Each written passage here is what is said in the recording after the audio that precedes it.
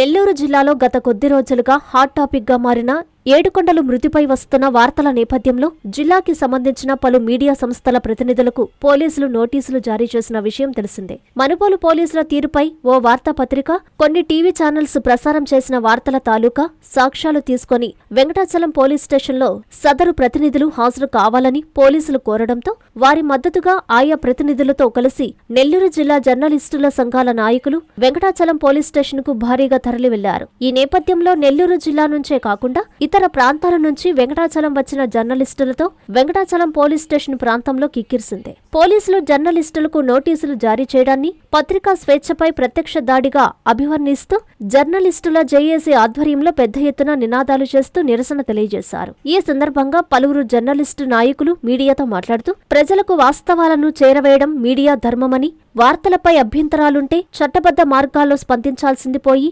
జర్నలిస్టులపై నోటీసులు, వేధింపులు సరికాదన్నారు. సమగ్ర విచారణ జరిపి నిజాలను బయటపెట్టాల్సిన బాధ్యత పోలీసు శాఖపై ఉందన్నారు. లేని పక్షంలో ప్రభుత్వం తగిన మూల్యం చెల్లించుకోవాల్సి ఉంటుందని వారు హెచ్చరించారు. జర్నలిస్టుల డిమాండ్లపై ప్రభుత్వం, ఉన్నత పోలీసులు, అధికారులు ఎలా స్పందిస్తారన్నది ఇప్పుడు ఆసక్తికరంగా మారింది. అవసరమైతే రాష్ట్ర వ్యాప్తంగా ఉద్యమాన్ని మరింత ఉధృతం చేస్తామని జర్నలిస్టు సంఘాలు హెచ్చరిస్తున్నాయి.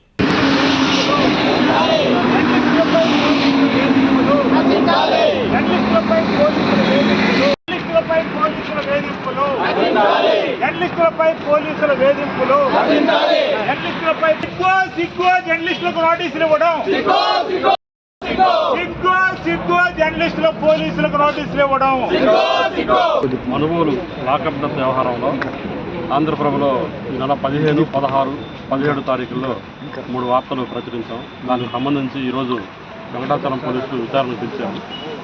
విచారణలో భాగంగా వెంకటాచలం సిఐ గారు 15 క్వశ్చన్లు అడిగారు. దానికి సంబంధించి కూడా మేము రాష్ట్రపూర్వకంగా తీసుకున్నాము.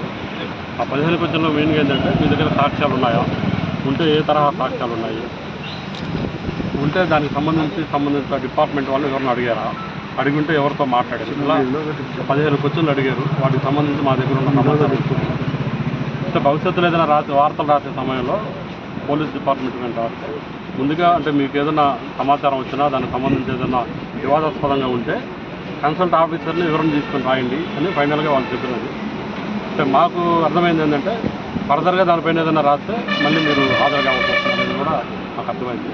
సో ఒక విధంగా చెప్పాలంటే, అంటే ఇప్పుడు విచారణ సంబంధించి పక్కన పెడితే, నేను ఏపీడబ్ల్యూజే జిల్లా అధ్యక్షుడిగా ఉన్నాను. దాదాపుగా 32 సంవత్సరాల నుంచి మీడియాలో ఉన్నా. ఒకే ఆర్గనైజేషన్లో పనిచేస్తున్న ఆంధ్రప్రదేశ్. ఎప్పుడు కూడా నెల్లూరు జిల్లాలో పోలీసులు మీడియాకు సంబంధించి ఏదైనా వార్త రాస్తే నోటీసులు ఇచ్చింది లేదు. ఇదే మొదటిసారి. అంటే ఒక విధంగా ఏంటంటే, నోటీసులతో మీడియాకి సంఖ్యలు వేయాలని చెప్పి చూస్తున్నారు. ఇటువంటి విషయంలో భయపడే ప్రసక్తే లేదు. ఎట్టి పరిస్థితుల్లోనూ సమాజానికి, పబ్లిక్ ఏదైనా అన్యాయం జరుగుతుందంటే మీడియా ముందుంటుంది. తెలిసిన సమాచారం రాస్తాము.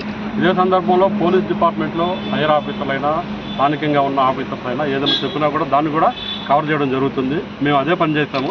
కానీ ఇక్కడ మీడియాకి, పోలీస్కి గ్యాప్ ఇచ్చే ప్రయత్నం చేస్తున్నారన్న డౌట్ కూడా మీరు కొంతమంది నాయకులు ఎక్కువ అవుతుంది. నాకు కూడా అదే అభిప్రాయం అవుతుంది. దయచేసి అటువంటిది ఉంటే ఏదైనా ఉంటే మార్చుకొని ఇప్పటికైనా ఇచ్చిన నోటీసుల్ని ఉపసంహరించుకొని మీడియా, పోలీస్ ఫ్రెండ్లీ వాతావరణంతో కలిసి ముందుకు సాగాలని చెప్పి నేను కోరుతున్నాను. మీడియా, పోలీసు నెల్లూరులో, ఎస్పెషల్లీ నెల్లూరు జిల్లాలో చాలా మంచి అట్మాస్ఫియర్ ఉంది. ఖచ్చితంగా మామూలుగా ఎవరు కూడా ఏదైనా ఒక వార్త ఉండి అది కాంట్రవర్సీ అనిపించినప్పుడు వాళ్ళు అడగడం జరుగుతుంది. సిఐను, కన్సల్ట్ ఎస్ఐను అడుగుతాము, అడిగే రాస్తాం. 99.9% అడగకుండా రాయడం జరగదు ఏదైనా కాంట్రవర్సీ అన్నప్పుడు. కానీ ఆ టైంకి వాళ్ళు అవైలబిలిటీ లేక మనకు డెడ్ లైన్ అయిపోతుంటే మనం వాళ్ళ కోసం ఆగదు, అమావాస్య ఆగదు ఎవరి కోసం. సో అలా జరిగిన సబ్జెక్ట్ అయి ఉండొచ్చు. వాట్ ఎవర్ ఇట్ ఈస్, ఈ మెథడ్ మన వెంకటేశ్వర గారు చెప్పినట్టు ఈ మెథడ్, ఇది నోటీసులు ఇవ్వడం ఇది కరెక్ట్ కాదు. డైరెక్ట్గా మీరు పిలిచి మాట్లాడచ్చు, చేసి అడగచ్చు నోటీసు. దానికి గవర్నమెంట్కి కూడా ఇది మంచిది కాదని నేను అనుకుంటున్నాను. ఎందుకంటే ప్రభుత్వానికి సంబంధించిన వార్తలు 80% ఉంటాయి, పాజిటివ్ వార్తలే ఉంటాయి. ఒక 10%, 20% అక్కడ జరిగిన దాన్ని బేస్డ్గా రాసిన దాన్ని అదే ఇష్యూ చేసేసి జర్నలిస్టులను ఏదో బెదిరించే వ్యవహారం చేయడం అనేది కరెక్ట్ కాదు. Please change your methods and ways. It's for your good. మీడియాకి, పోలీసుకి గ్యాప్ లేదు. ఇప్పటి వరకు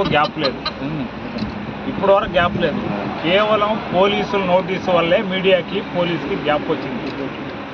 ఎవరు ఫ్రెండ్లీ పోలీసుగా లేకుండా లేరు. అందరూ ఫ్రెండ్లీ పోలీసుగా ఉన్నారు, ప్రతి ఒక్కరు పోలీసుతో మాట్లాడుతున్నారు, వాట్ టు వాట్ అని అంటున్నారు. వాళ్ళు ఫోన్లు ఎత్తకుండా, వాళ్ళు సమాధానాలు చెప్పకుండా, ఎవరైతే ఐఓ ఉంటాడో ఐఓకి సంబంధించి పలానా కేసుకి ఐఓ పలానా ఆయన మనకేం చెప్పాలా, ఆన్సర్ చెప్పాలా. ఈ ఆన్సర్లు చెప్పడం, ఆన్సర్ చెప్పకపోతే ఇక టైం అయిపోద్ది, పేపర్ టైం అయిపోద్ది, ఎలక్ట్రానిక్ మీడియాకి టైం అయిపోద్ది. ఏం చేయాలి అప్పుడు? దానికి ఆన్సర్ పోలీసులు చెప్పాలి. ఇక్కడ ఉండే పోటీ వ్యవహారంలో పోటీ చేస్తుంటే, పోటీ ప్రపంచం ఇప్పుడు సోషల్ మీడియా వచ్చింది, ఎలక్ట్రానిక్ మీడియా వచ్చింది, ఎవరు ముందుంటే వాళ్ళ ఛానల్ గొప్ప, లేకపోతే లేదు. అట్టేటప్పుడు మీరు మాకు తెలియకుండా వార్తలు రాయకూడదు అంటే సంఖ్యలు వేయడమా కాదా? ఎవరు మేమేం రాయలా, ఏమి అది ఆయన వచ్చి సూసైడ్ చేసుకున్నాడో, లేకపోతే ఆయన కస్టోడియల్ డెత్, లేకపోతే లాకప్ డెత్ అని కూడా రాయలేదు. వాళ్ళ వర్షం ఇచ్చాం, వీళ్ళ వర్షం ఇచ్చాం. వాళ్ళ బంధువులు 100% బూతులు తిడుతున్నారు. ఏడుకొండల సోదరుడు బూతులు తిడుతున్నాడు, మళ్ళీ పనుల మా వాళ్ళని చంపేస్తారు, అదే ఇచ్చారు అందరూ. దానికి మనకేం డిఫరెన్స్ లేవు. కాకపోతే పోలీసులు కాస్త ఓవర్ యాక్షన్ చేస్తున్నారు. ఈ ఓవర్ యాక్షన్ కాస్త తగ్గించుకోవాలా. మేము వార్నింగ్ ఇవ్వడం కాదు, ఇది ఫ్రెండ్లీ పోలీస్. అంటే ఇంతకుముందు 25 ఏళ్ళుగా నేను ఈ ఫీల్డ్లో ఉన్నాను. ఏ ఎస్పీ, ఏ డీజీపీ కూడా రిపోర్టర్లకి ఈ తాకీదులు పంపించిన దాఖలా లేదు. తాకీదులు ఇంతవరకు ఎవరికి పంపించలేదు, ఇదే ఫస్ట్ టైం. కాబట్టి మేము ప్రొటెక్ట్ చేస్తున్నాం. ఇక్కడ ఒక యూనియన్ అని కానీ ఇంకోటి కాదు, అందరు కలిసి వచ్చారు, ప్రతి ఒక్కరు కలిసి వచ్చారు, జర్నలిస్టులు అందరూ కలిసి వచ్చారు. ఒక జేఏసీగా ఎవరి మీద అన్యాయం జరుగుతున్నా ఇంకా పోరాడతామని మీడియా ముఖంగా చెప్తున్నాం అందరం. ఇది అందరి అభిప్రాయం.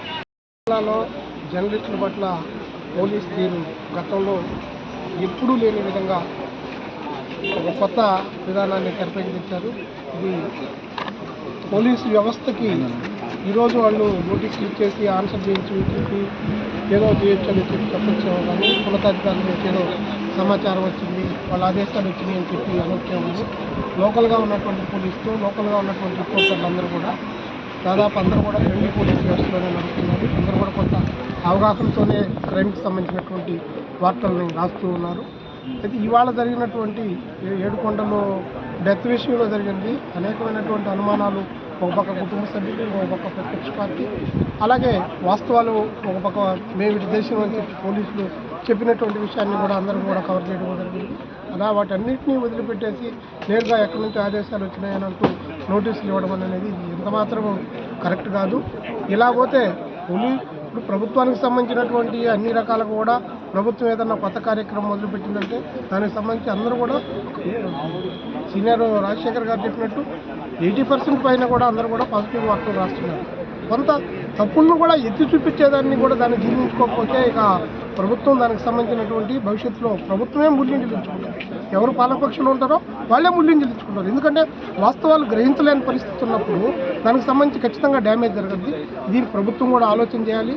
వాస్తవాలు ఏంటి, అవాస్తవాలు ఏంటంటే ఇంకోటి ఇన్వెస్టిగేషన్ ఆఫీసర్ అందుబాటులో ఉండి ఈ విధమైనటువంటి జరిగింది అనేటటువంటి ఆ రోజే రిపోర్ట్ కానీ ఇచ్చుంటే ఇంత ప్రచారం కూడా జరగదు.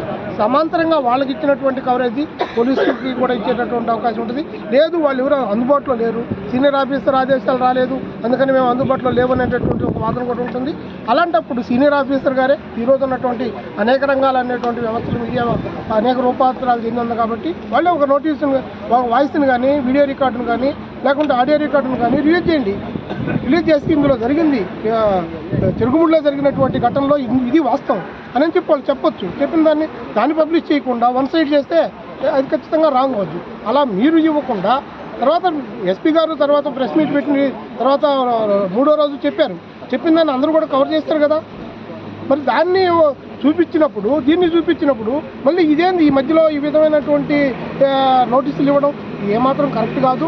ఇప్పటికైనా కానీ ఫ్రెండ్లీ పోలీసుని చెప్పుకునేటటువంటి పోలీసు యంత్రాంగం ఉన్నతాధికారులకు కూడా వాళ్ళు చెప్పుకోవాలి, సార్ ఇలా జరిగిందని చెప్పి. వాళ్ళు ఎవరు ఏదో దున్నిరింది దొండగట్టేమన్నట్టుగా చెప్తేట ఆ విధమైనటువంటి విధానం కరెక్ట్ కాదు. ఈరోజైనా పోలీసు కూడా ఉన్నతాధికారులు చెప్పుకోవాలి. ఒక ఫ్రెండ్లీ పోలీసులు తాము చెప్తున్నటువంటి మాటల్ని వాళ్ళే నిరూపించుకోలేకపోతే భవిష్యత్తులో కూడా చాలా పరస్పరం గ్యాప్ పెరిగేటట్టు ఉంటే అవకాశం ఉంటుంది.